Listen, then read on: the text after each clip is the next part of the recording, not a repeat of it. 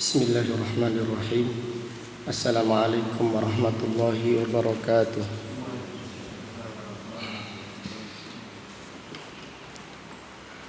Innal hamdalillah nahmaduhu wa nasta'inuhu wa nastaghfiruh wa na'udzu billahi min shururi anfusina wa min sayyiati a'malina. Man yahdihillahu fala mudilla lahu wa man yudlil fala hadiya lahu.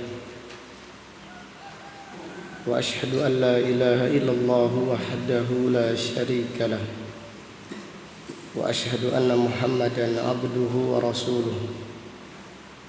Amma ba'du, fa inna asdaqal hadisi kitabullah wa khairal hadi hadi Muhammadin sallallahu alaihi wasallam wa syarral umuri muhdatsatuha wa kullu muhdatsatin bid'ah wa kullu bid'atin dhalalah wa kullu dhalalatin finnar. Alhamdulillah, pada pagi yang berbahagia ini, yaitu hari Kamis tanggal 15 bulan Syawal tahun 1442 Hijriah, dengan izin Allah Subhanahu wa taala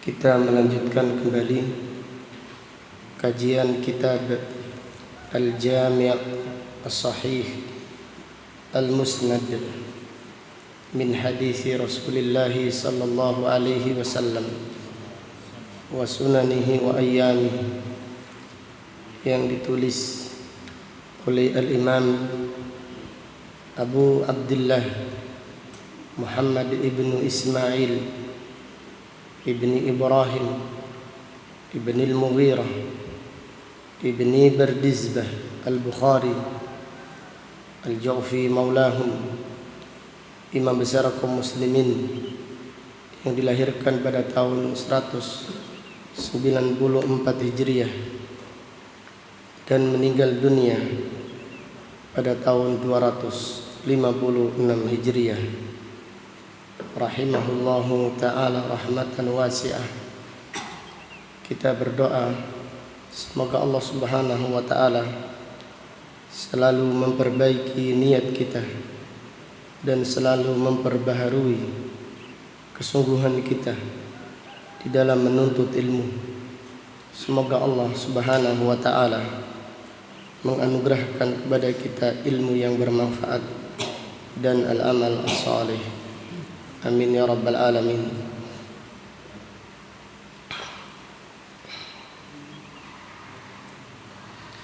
Qala al-Imam Al-Bukhari rahimahullah, babu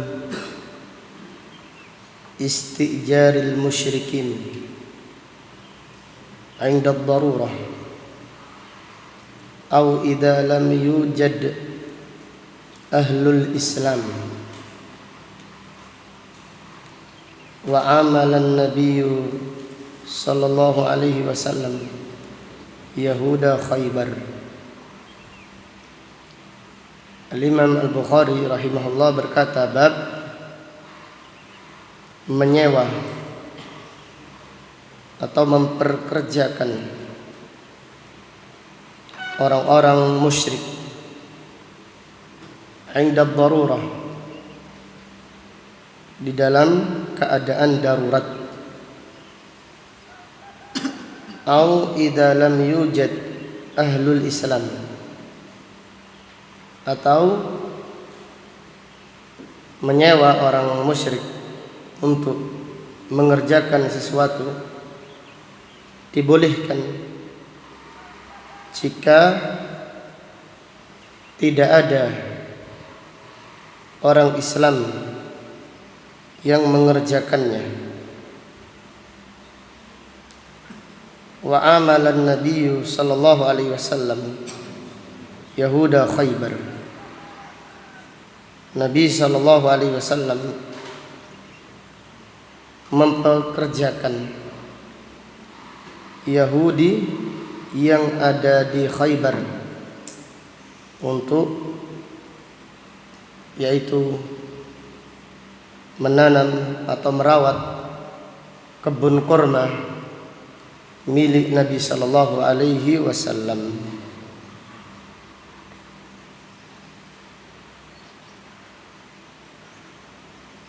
Bab ini dibawakan oleh Al-Imam Bukhari untuk menjelaskan larangan. Ini pendapatnya Al-Imam Bukhari. Beliau berpendapat larangan memperkerjakan orang-orang musyrik atau orang-orang kafir, kecuali dalam keadaan darurat. Kecuali dalam keadaan darurat atau apabila tidak ada orang Islam yang bisa mengerjakannya. Maka Hafidz Ibnu Hajar rahimahullah berkata, hadhihi tarjamah musyiratun bi anna al-musannifa yara bimtina'i istijaril musyrik harbiyan kana aw dhimmiyan illa 'inda al-ihtiyaj ila dhalik kata'adhdhuri wujudi muslimin yakfi fi dhalik.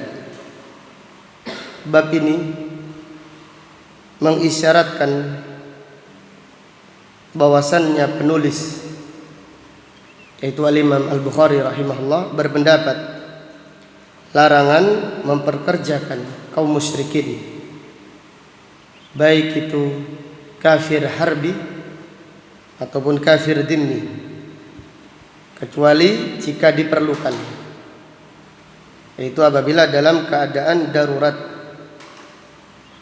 seperti tidak adanya orang Islam yang bisa mengerjakannya. Wa qad rawa Abdul Razzaq an Ibnu Jurayj an Ibnu Syihab. Al-Imam Zuhri berkata tentang hal ini, lam yakun lin Nabi sallallahu alaihi wasallam ummalun ya'maluna biha nakhla Khaybara wa zar'aha. Nabi sallallahu alaihi wasallam tidak memiliki pekerja dari kaum muslimin untuk merawat kurma-kurma atau kebun kurma yang ada di Khaybar. Fada'an Nabi sallallahu alaihi wasallam Yahuda Khaybar fadafa'aha ilaihim. Maka Nabi sallallahu alaihi wasallam menawarkan atau memanggil orang-orang Yahudi Khaybar untuk memperkerjakan mereka merawat kebunnya Nabi sallallahu alaihi wasallam yang ada di Khaybar dengan cara apa? Bagi hasil. Ini asar ini dibawakan oleh Al-Imam Bukhari. Jadi kalau pendapatnya Al-Imam Bukhari, beliau berpendapat larangan memperkerjakan kaum musyrikin illa inda darurah, kecuali dalam keadaan darurat. Demikian pula hadis yang diriwayatkan oleh Al-Imam Muslim dan yang lainnya, bahwasannya Rasulullah sallallahu alaihi wasallam bersabda, inna la nasta'inu bimusyrikin. Kita tidak meminta bantuan kepada kaum musyrikin. Inna la nasta'inu bimusyrikin. Kita tidak meminta bantuan kepada kaum musyrikin. Ini menunjukkan larangan memperkerjakan kaum musyrikin kecuali dalam keadaan darurat. Qala al-Hafidz Ibnu Hajar, qala Ibnu Battal, ammatul fuqaha yujizuna istijarahum inda darurah wa ghairiha lima fi dhalika minal madallati lahum wa innamal mumtani'u an yu'ajira al-muslimu nafsahu minal musyrik lima fihi min idlalil muslim. Ibnu Battal berkata, amatul fuqaha, mayoritas para ulama membolehkan menyewa kaum musyrikin dalam keadaan darurat atau tidak dalam keadaan darurat. Karena Nabi SAW menyewa mereka. Ini menunjukkan dibolehkan memperkerjakan kaum musyrikin dalam keadaan darurat atau dalam keadaan tidak darurat. Lima fiha minal madallati lahum, karena memperkerjakan mereka ini adalah kehinaan bagi mereka. Wa innamal mumtani, yang dilarang, an yu'ajiral muslimu nafsahu minal musyrik. Yang dilarang adalah orang Islam menawarkan diri, menyewakan dirinya kepada orang musyrik, lima fihi min idlalil muslim, apabila itu menghinakan diri seorang muslim.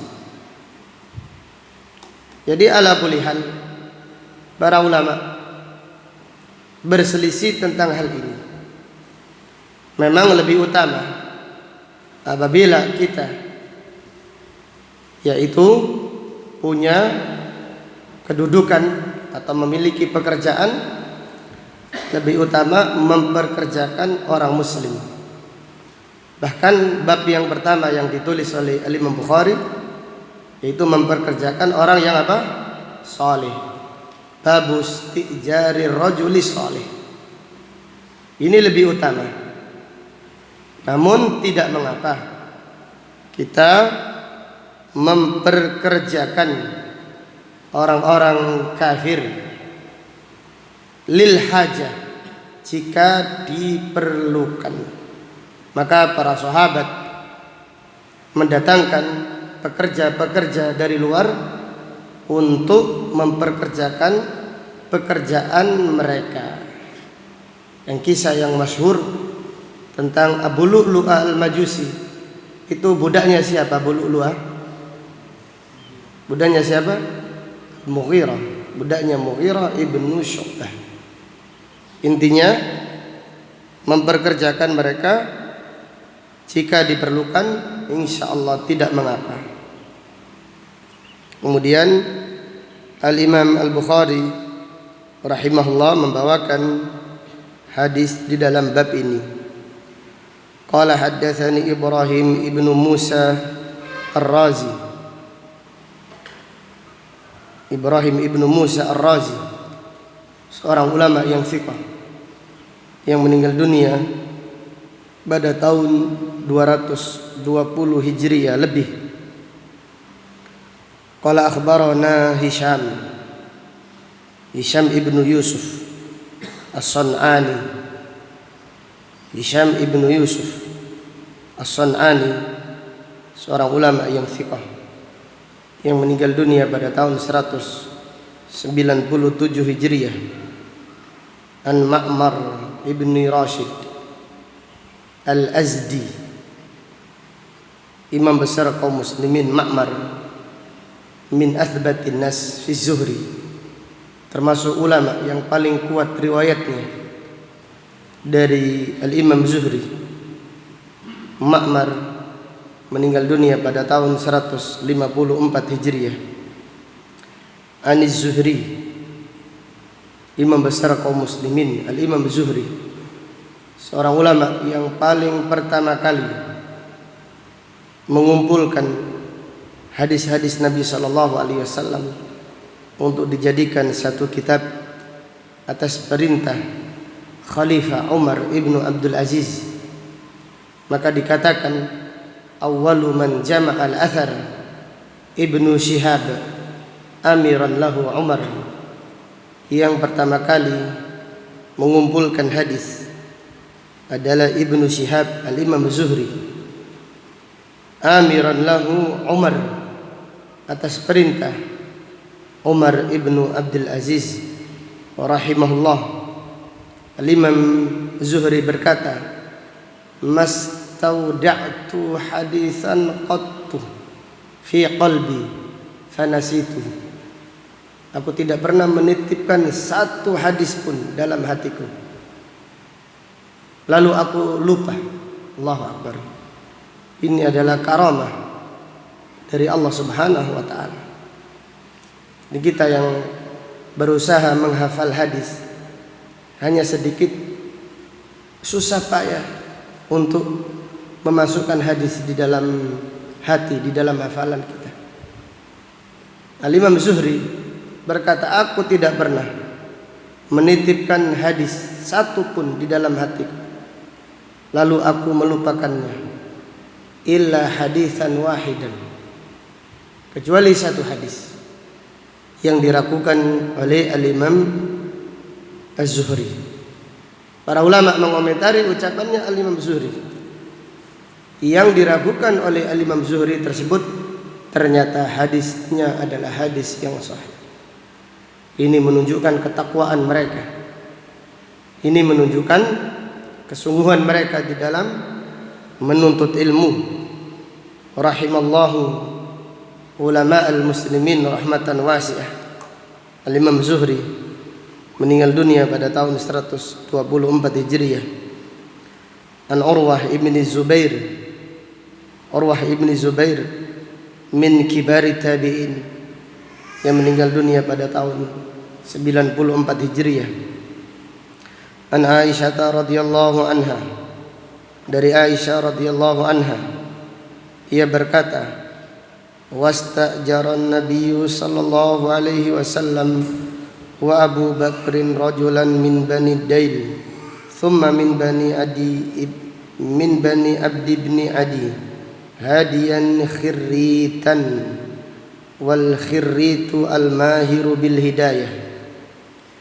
Aisyah radhiyallahu anha berkata, Nabi sallallahu alaihi wasallam dan juga Abu Bakar menyewa seseorang, dan orang ini adalah orang kafir, orang musyrik dari Bani Dail atau dari Bani Abdi ibni Adi, untuk menunjukkan jalan, sebagai penunjuk jalan ketika Nabi sallallahu alaihi wasallam dan Abu Bakar As-Siddiq hijrah ke Madinah.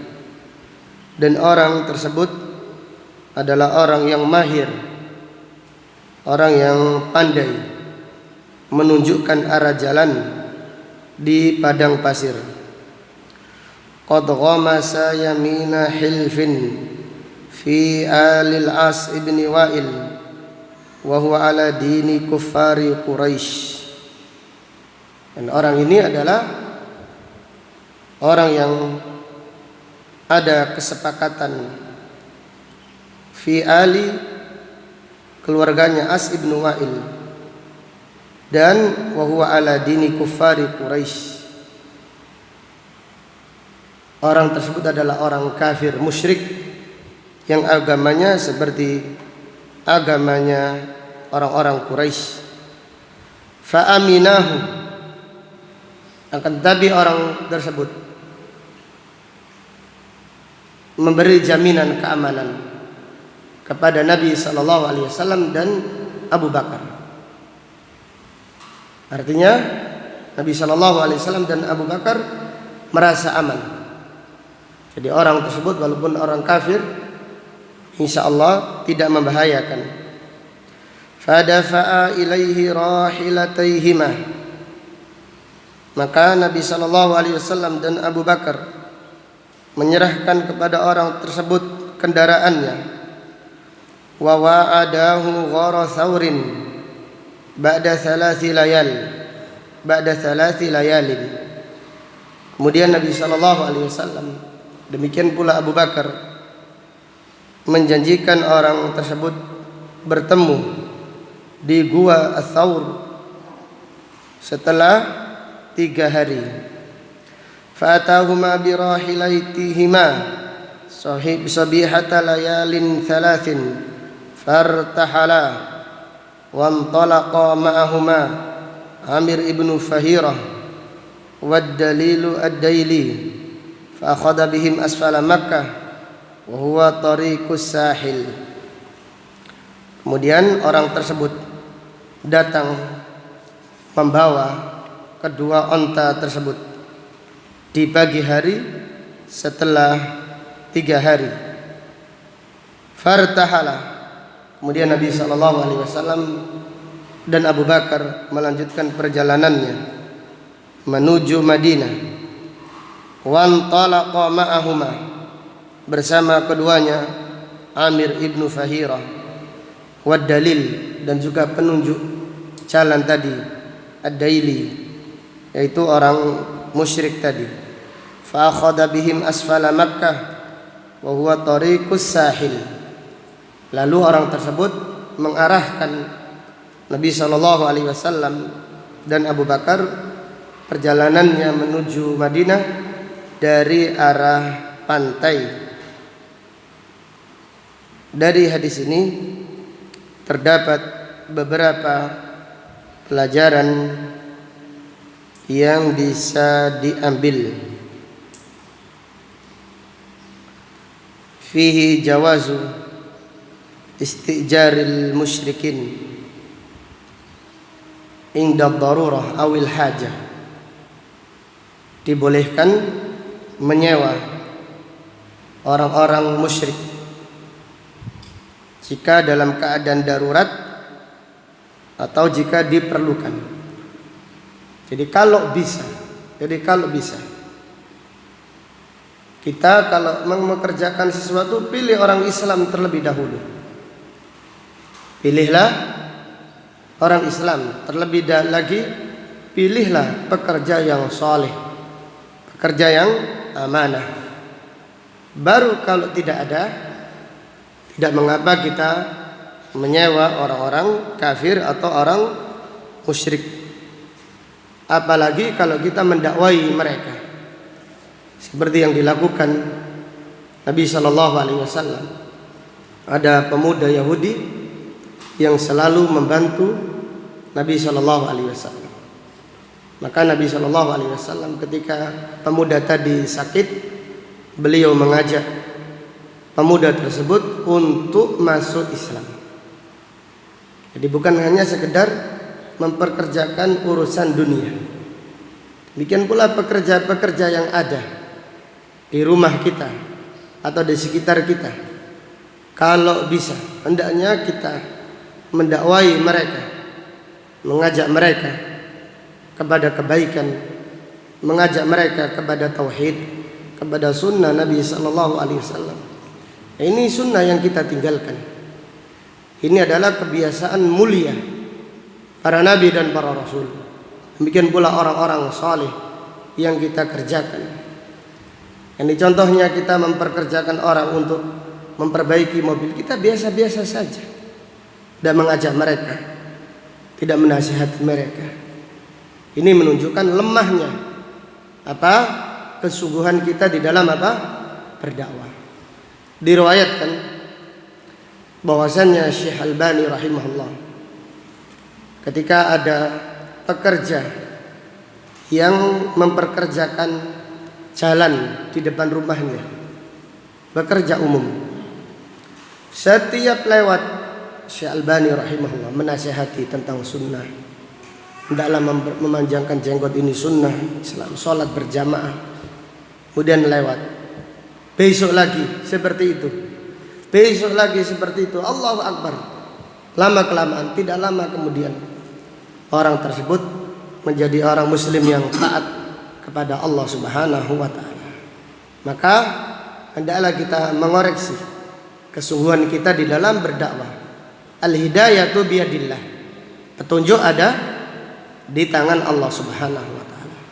Tetapi kita diminta oleh Allah bersungguh-sungguh, tulus di dalam berdakwah, menyampaikan kebaikan, karena dakwah itu adalah amalan yang baik, amalan yang paling mulia, mengajak orang dengan cara yang hikmah. Demikian pula mau'izatil hasanah. Dari hadis ini terdapat pelajaran fihi jawazu istijaril itsnaini wahidan ala amalin wahid.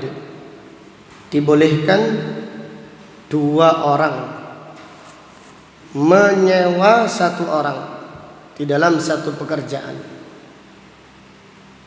Dibolehkan dua orang menyewa satu orang saja di dalam satu pekerjaan yang sama jika disepakati.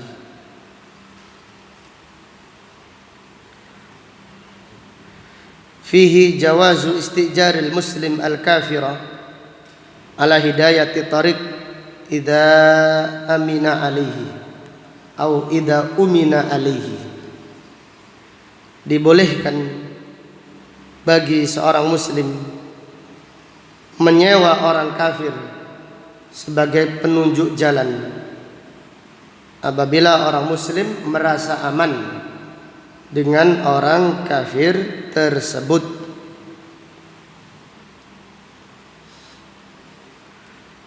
Dari hadis ini terdapat pelajaran fihi wujubu al-hijrah, diwajibkan hijrah. Maka Nabi sallallahu alaihi wasallam dalam hadis ini beliau bersama Abu Bakar hijrah ke Madinah. Ini menunjukkan wajibnya hijrah atau disyariatkannya hijrah. Dan syariat ini tidak akan terputus sampai hari kiamat nanti.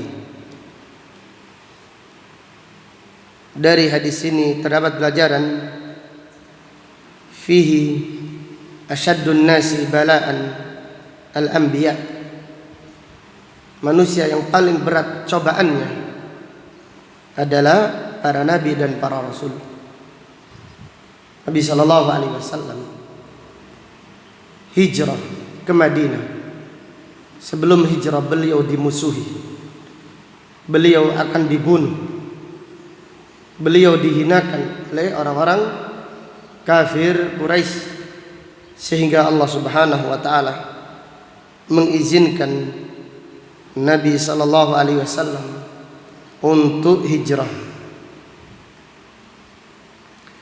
Dari hadis ini terdapat pelajaran fihi fadlu Abi Bakr As-Siddiq radhiyallahu anhu, keutamaan sahabat Abu Bakar As-Siddiq radhiyallahu anhu yang dipilih oleh Allah Subhanahu wa taala untuk menemani perjalanan Nabi sallallahu alaihi wasallam hijrah ke Madinah.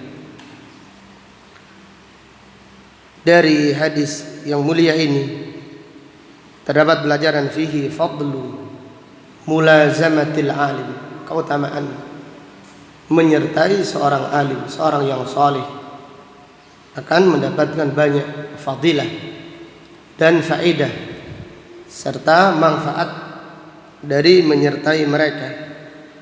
Maka Abu Bakar menyertai Nabi sallallahu alaihi wasallam di dalam hijrahnya.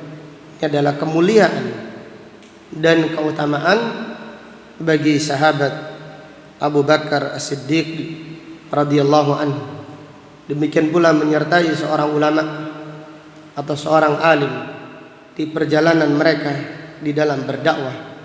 Ini adalah kemuliaan dari Allah Subhanahu wa taala yang Allah berikan kepada hamba-hamba pilihannya. Wallahu ta'ala a'lam bisawab. Demikian kajian singkat yang bisa disampaikan pada pagi ini. InsyaAllah kita akan lanjutkan pada pengajian yang akan datang. Dan kajian besok yaitu hari Jumat kita akan membaca yaitu Kitabut Tauhid. Wallahu ta'ala a'lam bisawab. Subhanaka Allahumma wa bihamdika asyhadu an la ilaha illa anta astaghfiruka wa atubu ilaik. Walhamdulillahi rabbil alamin. Assalamualaikum warahmatullahi wabarakatuh.